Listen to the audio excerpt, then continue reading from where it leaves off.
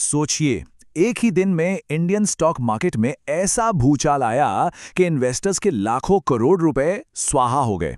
ये कोई मामूली गिरावट नहीं थी, ये एक जबरदस्त क्रैश था। पर सवाल यह है कि क्या ये सब सिर्फ एक बुरी खबर की वजह से हुआ, या फिर इसके पीछे कई और वजह भी थी जो एक साथ मिल गईं? चलिए आज इसी पहेली को सुलझाते हैं। जरा इस नंबर को देखिए, 7 लाख करोड़ रुपए। मतलब इतनी बड़ी रकम है कि हम ठीक से सोच भी नहीं सकते। और ये सारी दौलत मार्केट से सिर्फ एक दिन में, जी हां, सिर्फ एक दिन में गायब हो गई। ये आंकड़ा ही अपने आप में बता रहा है कि मामला कितना सीरियस था। तो फिर सवाल वही है, आखिर हुआ क्या था उस दिन? क्या कोई एक बड़ी बुरी खबर आई थी, या फिर कई सारी छोटी छोटी चीजें एक साथ गलत हो गईं? आइए एक एक करके इसकी परतें खोलते हैं।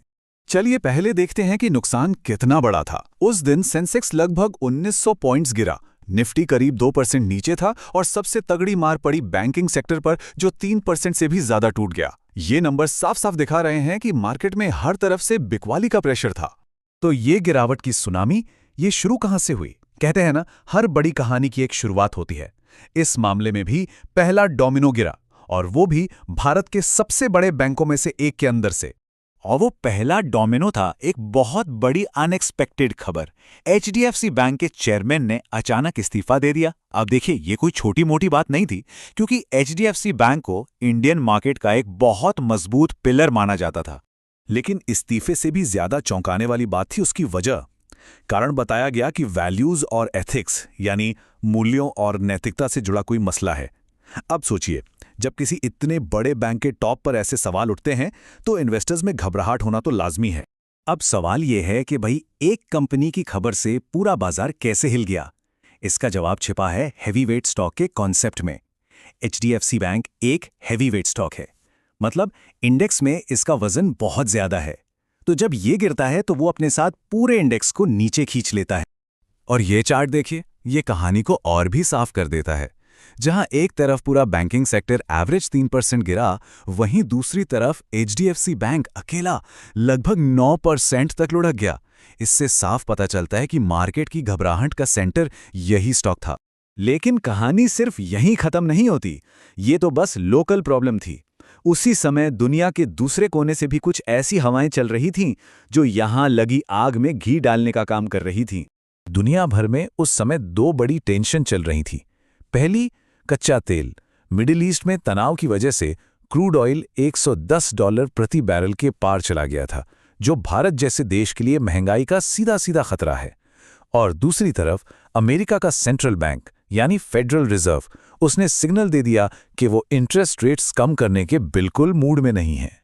अब फेड के इस एक इशारे का मतलब क्या था भारत के लिए? मतलब ये था कि विदेशी निवेशक, जिन्हें हम FIIs कहते हैं, वो भारत जैसे मार्केट से पैसा निकालना शुरू कर देते हैं। क्यों? क्योंकि अगर उन्हें अमेरिका में ही अच्छा ब्याज मिलेगा तो वो रिस्क क्यों लेंगे? और जब डॉलर्स बाहर जाते हैं तो रुपए पर भी प्रेशर बढ़ जाता है। तो अब पूरी पिक्चर क्लियर हो रही है ना? ये कोई एक घटना नहीं थी, ये एक तरह का परफेक्ट स्टॉर्म था, जहां एक घरेलू संकट और ग्लोबल प्रेशर दोनों एक ही टाइम पर आकर टकरा गए, और इसी से एक जबरदस्त चेन रिएक्शन शुरू हुआ। इस गिरावट को समझने के लिए उस दिन से ठीक पहले का माहौल समझना भी जरूरी है। क्रैश से ठीक पहले मार्केट लगातार 3 दिन से ऊपर जा रहा था, लेकिन ग्लोबल माहौल पहले से ही थोड़ा कमजोर था, तो कई निवेशक एक तरह से बस एक बहाना ढूंढ रहे थे प्रॉफिट बुक करने का। तो पूरा खेल कुछ इस तरह हुआ। पहला डोमिनो गिरा एचडीएफसी बैंक की खबर के साथ। इस आग को और भड़काया कच्चे तेल और अमेरिकी फेड के ग्लोबल प्रेशर ने, और नतीजा, पूरे बाजार में पैनिक सेलिंग, मतलब घबराहट में लोग अपने शेयर्स बेचने लगे। ये चार्ट एक तरह से पूरी कहानी का सार है। इसमें सबसे बड़ा हिस्सा है एचडीएफसी बैंक का झटका, कोई शक नहीं। लेकिन बाकी हिस्से में कच्चा तेल, अमेरिकी फेड के सिग्नल और प्रॉफिट बुकिंग जैसे दूसरे फैक्टर्स भी शामिल थे। ये साबित करता है कि ये एक मिलीजुली वजहों का नतीजा था। तो इस पूरे एनालिसिस से सबसे बड़ा सबक क्या मिलता है? सबसे जरूरी बात क्या है जो हम सबको समझनी चाहिए? और वो सबक इस एक लाइन में छिपा है।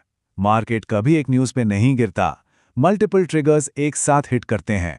इसका सीधा सा मतलब है कि बाजार कभी सिर्फ एक बुरी खबर से क्रैश नहीं होता, ये हमेशा कई छोटी बड़ी वजहों का एक कॉकटेल होता है। तो बॉटम लाइन क्या है? बॉटम लाइन ये है कि एक अकेली बुरी खबर मार्केट को नहीं गिरा सकती। ये हमेशा डोमेस्टिक प्रॉब्लम्स और ग्लोबल प्रेशर का एक कॉम्बिनेशन होता है। जब ये सारे ट्रिगर्स एक साथ काम करते हैं तभी मार्केट में एक बड़ा क्रैश आता है, और इस फ्रेमवर्क को समझना बहुत ज़रूरी है। तो अब असली सवाल ये है कि आने वाले वक्त में वो कौन से घरेलू और ग्लोबल डोमिनोज हैं जिन पर हमें नज़र रखनी चाहिए। किन चीज़ों का कॉम्बिनेशन मार्केट में अगला बड़ा तूफान ला सकता है, इस पर सोचेगा ज़रूर।